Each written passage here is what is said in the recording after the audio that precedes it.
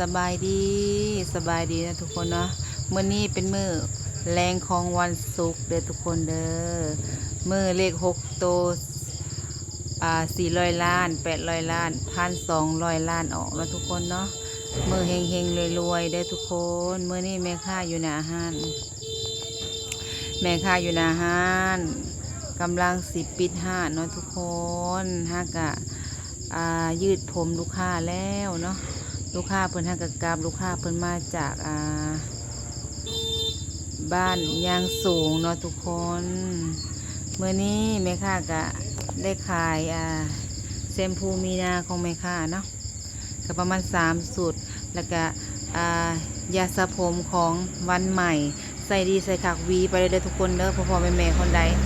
ที่ข้านมาห้านหรือว่ายากเนาะขับรถขับรางบ่เป็นก็ซื้อ